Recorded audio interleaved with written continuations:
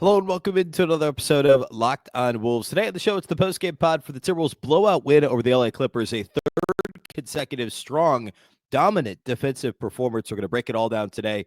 What stood out most from this one? It's all upcoming. Welcome in. You are Locked on Wolves.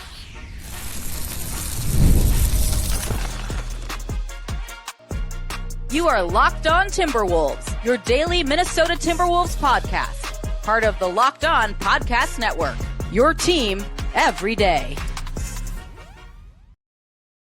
Hello and welcome to the Locked on Wolves podcast, part of the Locked On Podcast Network, your team every day. My name is Ben Beecken. I'm the host of Locked on Wolves. Today's episode is brought to us by FanDuel. You can start your season with a big return on FanDuel. New customers can place a $5 bet. You'll get started with $150 in bonus bets if you win your first $5 bet. Visit FanDuel.com to get started. Happy Thursday, everybody. It is a victory Thursday after another impressive Timberwolves win. They've now won 3 straight. Another opponent held to just 80 points. Shockingly, the third consecutive under 100. And there's lots to get to today. Really impressive performance from the Wolves. So we're going to dig in here right away in just a moment. A big thank you for making Locked on Wolves your first listen every single day. Of course, this show is free and available everywhere. You can watch on YouTube. You can also watch on the Locked on Sports Minnesota app on Roku and Amazon Fire TV. And also a reminder about the new Locked on Wolves the podcast is not new. Locked on Wolves newsletter. You can sign up at lockedondaily.com. Just like the show, you'll get it daily Monday through Friday. It's one stop for ultimate team and league coverage delivered right to your inbox. Again, lockedondaily.com. Start your day with the all-new free Locked on Wolves newsletter. Okay, let's go ahead and dive in. This was a really, really fun game that got out of hand extremely quickly. So fun in the sense that we actually saw the Timberwolves completely dominate an opponent for the third time this year. Like, there have been few and far between performances like this from the Wolves. This was truly a impressive wire-to-wire performance. They held the Clippers to 92 points on Friday of last week, and the Lakers to 80 points on Monday of this week, and now the Clippers to 80 points. So consecutive games against LA teams at just 80 points. We should acknowledge off the top, the Clippers were on a back-to-back, as were the Lakers on Monday. Second night of a back-to-back. The Clippers did not have Norman Powell. They did not have Kevin Porter Jr., guys who played well against the Wolves last week. They did have James Harden. They did have Ivica Zubac. They did have, Minnesota native Amir Coffey, who played well against them on Friday. And this thing was just never close. The Timberwolves absolutely dominated this game from the get-go. And this was the reverse of what we've seen so often from the Wolves this year, where the Wolves don't look like they're ready to play, and all of a sudden they're down double digits. And that's happened far too often, even in games that they ended up winning earlier this season. But in this game, it was the opposite. The Timberwolves, put it to the Clippers on the defensive end of the floor first. And finally, we saw the Wolves turn defense into offense. And we'll talk about fast break numbers and all that stuff here in a moment. But in the first quarter, the Wolves outscored LA 33-14. And that was only the beginning. So they were up 19 at the end of the first quarter. They're up 27 at halftime, and they were up 36 points going to the fourth quarter. Their biggest lead was 41. I think that was in the third quarter. And then it was, basically midway through the third to the end of the game, it was all garbage time. The Clippers did not score more than 18 points in any of the first 3 quarters when it actually mattered. And it was complete and utter dominance. And again, it was the activity level. It was like early in the game, scooping up loose balls and long rebounds that, a week and a half ago, we did not see the Wolves putting much effort into. Defensively, it was jumping passing lanes. We saw Rudy Gobert had 5 steals in this game, and we'll talk a lot about Rudy today. 4 of them were Ivica Zubac trying to get a high post catch, and Gobert just poking the ball away, just coming around his back and just poking it away, getting the steal himself, and starting to break the other way. We saw, we'll call it 1.5 Gobert no-look passes in transition. One of them was more of one of those fake, like, I'll look away after I throw it. But the other one was legit. He put nice spin on the ball to drop it right into the pocket of whoever it was shooting the layup. I think it was Alexander Walker, maybe. Very impressive. Ant had 4 steals in this game. So Ant and Gobert alone combined for 9 steals. The Wolves as a team had 15, and the Clippers had 21 turnovers. Extremely impressive defensive performance. And again, turning defense into offense, which frankly is something, as good as the defense was last year, the Wolves didn't run enough off of steals last season. And they actually did that in this game. I don't know that you want Gobert leading 4 fast breaks every game, but it turned out okay in this one. That's, not always how you're going to want it to go. But the activity level to me was the most important thing in this entire game. The Clippers, I mean, like even in over their last 5 games, I talked about the Wolves, how impressive they were over their last 3 defensively. But if you want to go last 5, Minnesota's second in the league in defensive rating over their last 5 games coming into this game. So that's only going to improve. The Clippers have still been a top 12 offense and defense over their last 5 coming into this one, despite being a little bit banged up. Not having Norman Powell is a big deal. And he's been really good. Like he played against the Wolves Friday. It was his first game back. He played Tuesday night and then sat on the second night of a back-to-back. But he scored 29 points per game over his the 2 games since he returned from injury, and adds an element to the Clippers that without him they just don't have. They just don't have enough scoring with no Norman Powell and obviously still no Kawhi, and even Kevin Porter Jr., Terrence Mann, like other guys that can fill in rotation roles and get buckets off the bench for them. So that does matter. But the headline here is that this is the 3rd straight game that we've seen the Timberwolves defensively be awesome, and I'll call it the 2nd straight game that they've been really, really good offensively. The Clippers game last Friday was more of a slog that they held on to at the end, but the defense was good. The Lakers game on Monday was not quite as dominant as this performance, but pretty close. The Lakers were even worse than the Clippers were, I think, at this one for long stretches in that game. But you still have to play the games in front of you and win. The Wolves aren't apologizing for that. This is a tough overall stretch in their schedule where for basically 6 weeks, they're playing only likely playoff teams. There's no breaks in there. I know they lost to Portland and Toronto, but there's no Portlands or Torontos in this stretch. So in theory, it should be a lot harder. And so the Wolves will happily accept playing a couple teams on the second night of back-to-backs, which, by the way, the Warriors will be on Friday as well. The Warriors play tonight. So that'll be 3 straight games: Lakers Monday, Clippers Wednesday, Warriors Friday, where the Wolves will have a, in theory, a playoff-worthy team on the second night of a back-to-back, and 2 of the 3 of these being on the road too. So again, an advantage the Timberwolves will take. To me, it was coming out strong, setting the tone defensively, active in the passing lanes, getting out in transition off of those steals. And frankly, once they built that 19-point lead at the end of the first quarter, it was basically over at that point. From that point forward, it was keeping the pedal to the metal, which we've seen them not do earlier in the season even. But I thought to a man, they all played really hard. And we'll talk a little bit more about Josh Minott. But Chris Finch giving Josh Minott those end of first quarter minutes instead of Ant playing the whole first quarter, which we've seen him do most of the time, although lately Finch has been kind of cutting into that a little bit, which is a good thing. Minott brought a level of energy to this game in the first quarter that was, I thought, really important at an important time when the Wolves had built what was essentially a 20-point lead. And it was like, all right, let's not let them feel good heading out of the first into the second quarter. Let's not let them get off on the right foot in the second quarter. Let's wreak a bit of havoc with Josh Minott. Let's grab some boards. Let's get a dunk. Let's knock down a 3 off the dribble. Like all these things that Josh Minott did are energy type plays that he's one of the few guys on the Wolves that can just instantly give them that jolt of energy.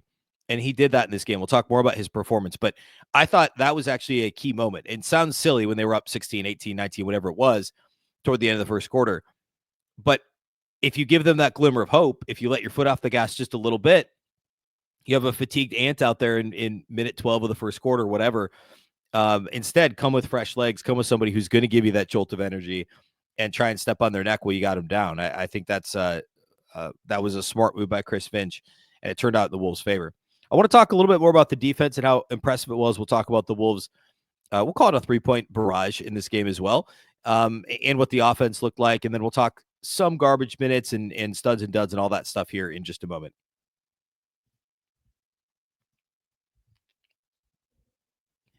Today's episode of Locked On Wolves is brought to us by our friends at Chime.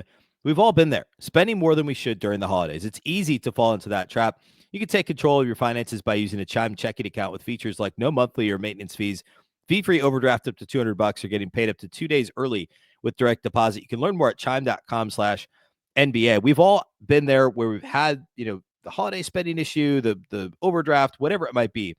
It happens to the best of us.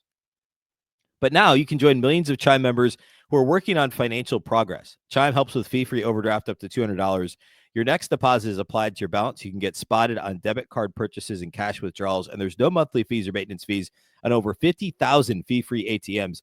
To date, Chime has spotted members over $32 billion with a B in transactions through SpotMe.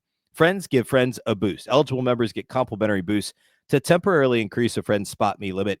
When you give a boost, they could boost you back to temporarily raise your limit. It's really easy. You just set up a direct deposit in your Chime account. After a qualifying direct deposit of $200 or more, Chime will notify you to enroll in SpotMe. With an activated debit card, Chime will spot you up to $200 on debit card purchases and cash withdrawals. Your next direct deposit is applied to your negative balance. Chime never charges overdraft fees for SpotMe. Enjoy the holidays while keeping your financial goals on track with Chime. Open your account in 2 minutes at chime.com/NBA. That's chime.com/NBA. Chime feels like progress. Banking services and credit debit card provided by the Bank Core Bank NA or Stride Bank NA, members FDIC. SpotMe eligibility requirements and overdraft limits apply. Direct deposit timing depends on submission of payment file. Boosts are available to eligible Chime members enrolled in SpotMe and are subject to monthly limits. Fees apply at out-of-market ATMs and for OTC withdrawals.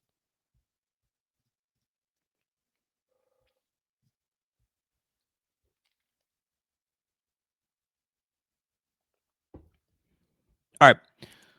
Let's talk a little bit about the Wolves' impressive defense in this game. And I talked a bit about Rudy Gobert right at the open of the show.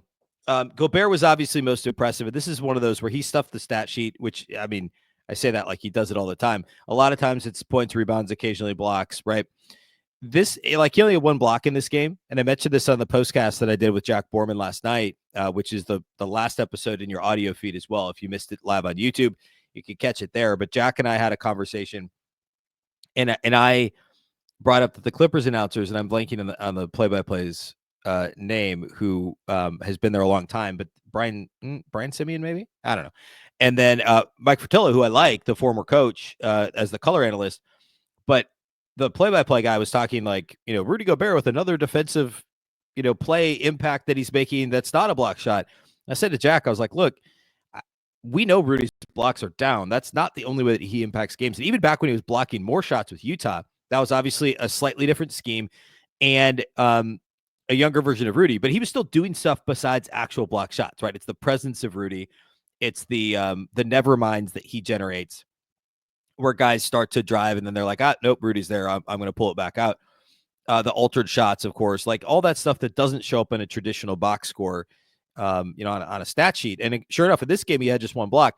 There was a stuffing stat that popped out, and it's the 5 steals. We talked about 4 of them coming. That was just my count. It was at least 4. I don't think it was all 5, where he had the steal by just poking away an entry pass to Zubac in the high post.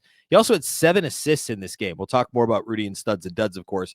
But Rudy was phenomenal. 8 points, 9 rebounds, 7 assists, 5 steals in this game. And Ant was really good defensively too. Now, part of this was the sloppiness on the Clippers' part. But I don't want to discredit what the Wolves did from their activity level, because we've seen games this year where both teams have been sloppy and the Wolves' activity level just still wasn't where it needed to be. Well, the Wolves weren't all that sloppy in this game. They had only 14 turnovers themselves. They had 15 steals. They forced 21 Clipper turnovers. And they were active, all over the floor. The rebound margin was a +4 for Minnesota. It was even wider until garbage time.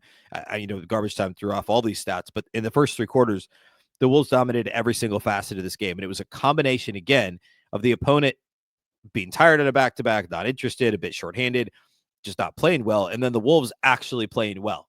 This wasn't a case of eking out a win over a shorthanded team or, losing like they did to a shorthanded Miami team or, to shorthanded Kings team. This was a legit beatdown, and the Timberwolves did a lot of it with their activity level on defense. And the way that they guarded Zubac. Zubac was great against them last Friday, and the Clippers are outstanding at points in the paint. They get a lot of points in the paint. They're a better points in the paint team than Minnesota. And they shot, like Jack had the stat last night, I think it was 42% at the rim in this game, which is amazing.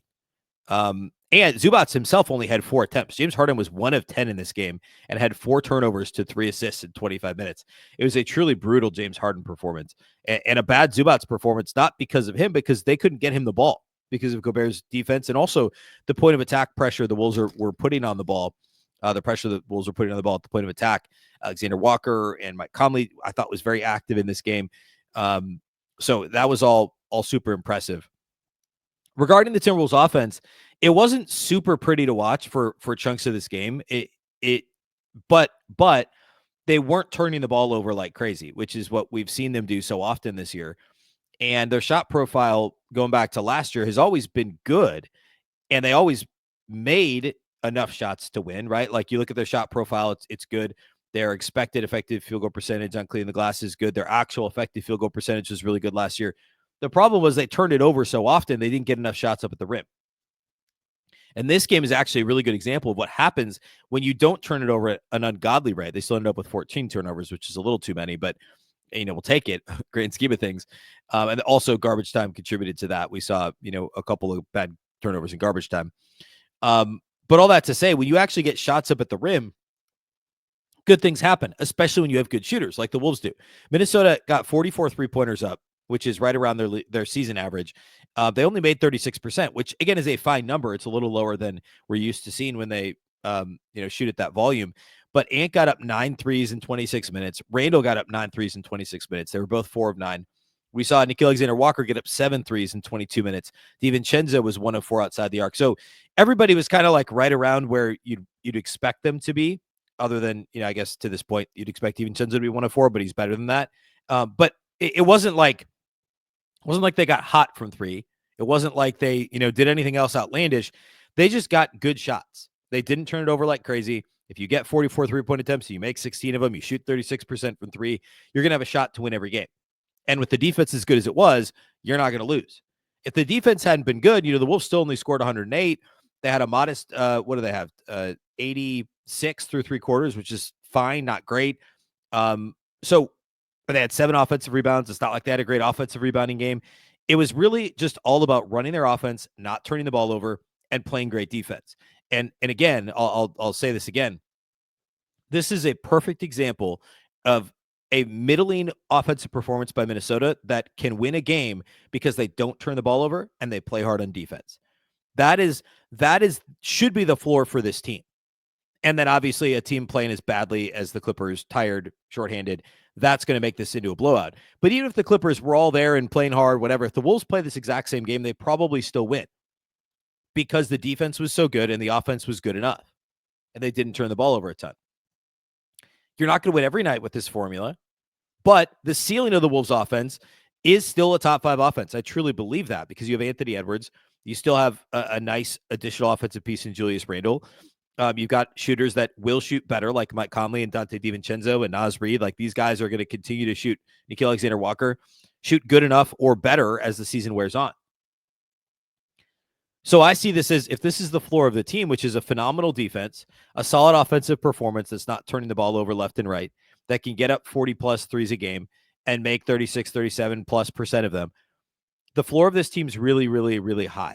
And the ceiling is also high because of the aforementioned defense. And, this is 2 straight games now. The Wolves have won easily with Anthony Edwards not turning in a strong offensive performance. Now, he hit some threes as the Wolves were really putting this thing away, but this was just another kind of ho-hum Ant performance, and he only had to play 26 minutes. He was still a plus 27, second highest plus minus on the team. But the point is, this is a high floor, should be high ceiling team. And for them to finally now be over 500 to win 3 in a row is huge. And I think there are potentially big things ahead for the Wolves if they can continue the streak into the weekend. All right, let's close with individual studs and duds. We'll take a peek ahead at the schedule. That's how we'll close the show here today. Today's episode of Locked On Wolves is brought to us by our title sponsors over at FanDuel. Get ready to tackle the NFL action with FanDuel, America's #1 sportsbook. Right now, new customers can bet $5 and get $150 in bonus bets if you win. The FanDuel Sportsbook app gives you everything you need to place live bets on the NFL all in one place. So when you get a hunch in the middle of the game, you can check out the latest stats, view live play-by-play, and so much more on the same page where you place your bets. Tonight, Thursday Night Football is a great one. Packers at Lions. The Lions are up, I think, 2 games in the division. Of course, the Vikings are in between, and I'm sure would love both teams to lose. I don't know. Are Vikings fans rooting for a tie? I'm not sure. But Lions are 3.5-point favorites at home against the Packers tonight. Both teams shorthanded. Lions with a bunch of injuries on defense, some offensive line injuries. The Packers missing their best cornerback, Jair Alexander. Like both teams are banged up at this time of year, but it's going to be a fun game regardless. I'm guessing it's going to be high scoring. Indoors, Jordan Love playing better recently. I just think it's going to be a fun game, a shootout in a sense. So Lions 3.5 right now. Money line Packers plus 150. I don't hate that.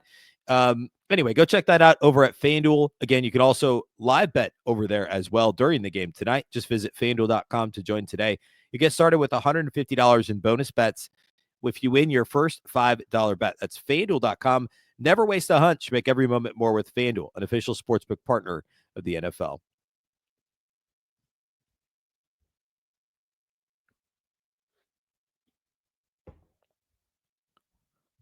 All right. I think that's all I have in terms of overall game observations before moving on to studs and duds. Let's see. I was just making sure I don't have anything else. Yeah, I think that's really all I have. We talked about Jack and I actually last night. I'm not going to rehash this, so go check it out on the postcast. But we talked a lot about lineups, rotations, the Minott minutes, which I guess I will touch on here in a minute.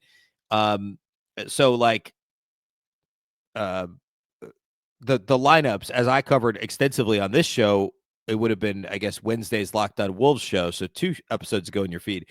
I talked a lot about the lineups, Jaden McDaniel's presence in some of the worst lineups to this point, and the presence of the 3 bench guys, Alexander Walker, DiVincenzo, and Reid, in the Wolves' best lineups. Jack and I covered that a bit last night, too, so that was a fun discussion. So go check that out if you get a chance. All right, let's do studs and duds. Rudy Gobert, to me, has to be, obviously a stud in this game. I know he only had 8 points, 3 or 4 shooting, but his impact in the paint, led the Wolves in rebounding, led the Wolves in assists, led the Wolves in steals, had a block in this game, 0 turnovers in 29 minutes. Rudy was awesome on both ends of the floor, running the break, making smart decisions, weirdly enough, in the open floor. For him to have 7 assists and no turnovers is really mind-boggling. And he was legit running the break, for better or for worse. And in this case, it was for the better. So really, really strong performance from Rudy Gobert. I'm going to give Julius Randle a stud. I thought he was good in this game. And, it's one of those with Julius, when he plays well, a lot of times he's got to have the ball in his hands a lot, right? But if he's not turning it over and he's shooting threes, he's a really good offensive player. He really is. He had 20 points on 8 of 16 in this game. So shot 50% for the field, 4 of 9 from 3, which is awesome for him. We'll take that every day of the week. 4 rebounds, 4 assists, 1 steal, only 1 turnover in those 26 minutes. And it was plus 28, number 1 on the team in plus minus.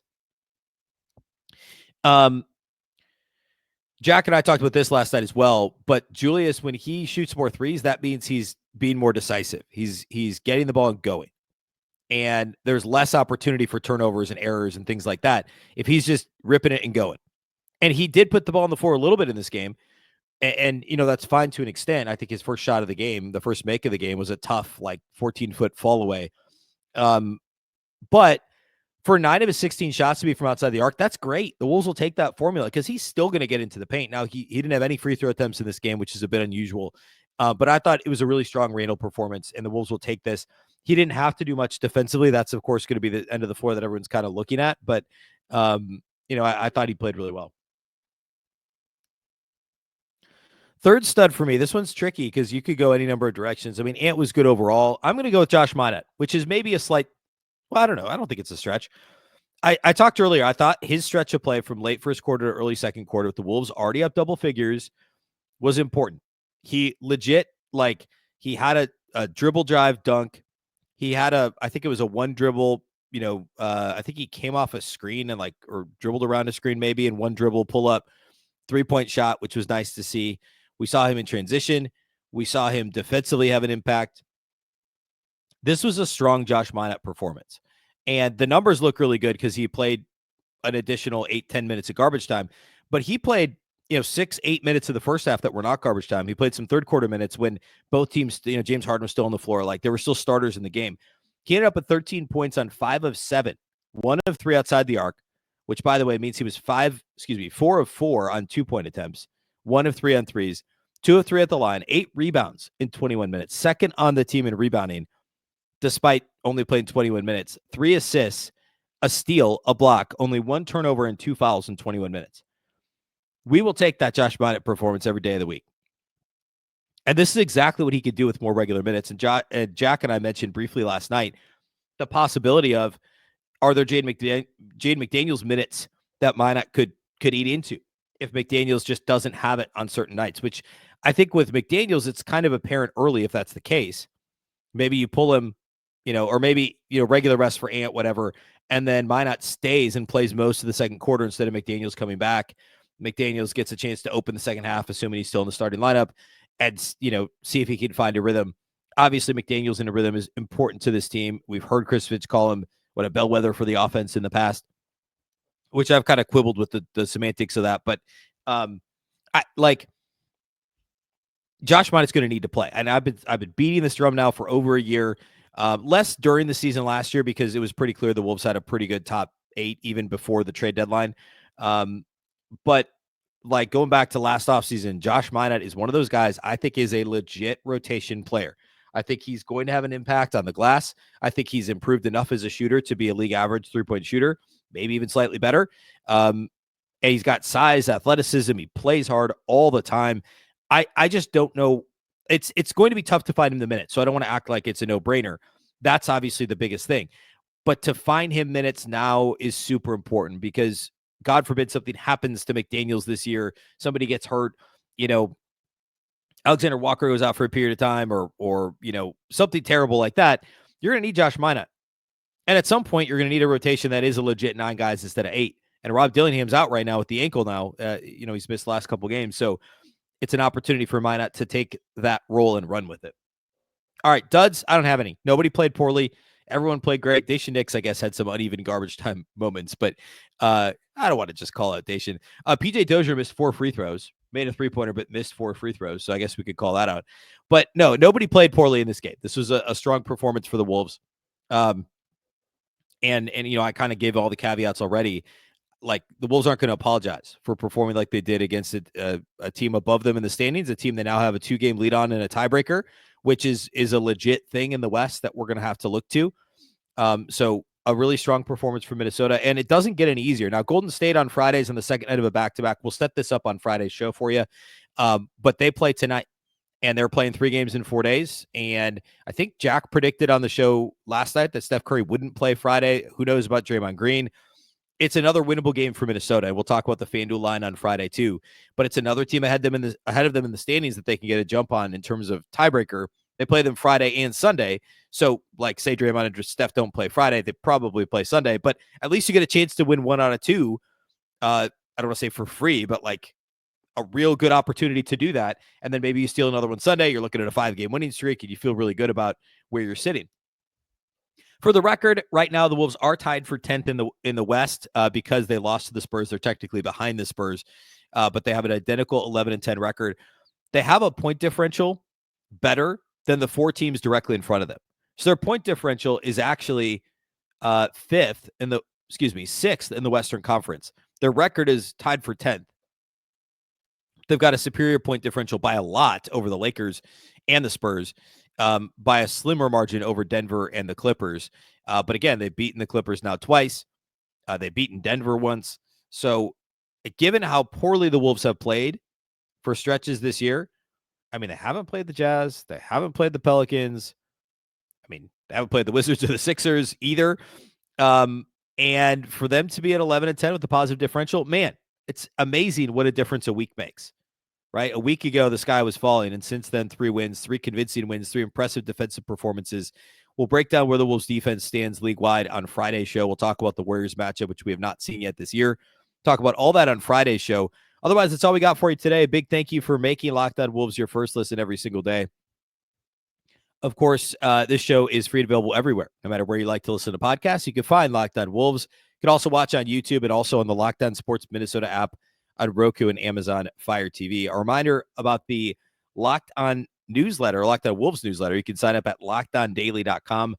LockedOnDaily.com. Start your day with the all-new free Locked On Wolves newsletter. Of course, the Locked On Wolves podcast is part of the Locked On Podcast Network. Remember, the Locked On Network is your local experts on all the biggest stories. Once again, I'm Ben Beecken. This is the Locked On Wolves podcast, and we'll catch you next time.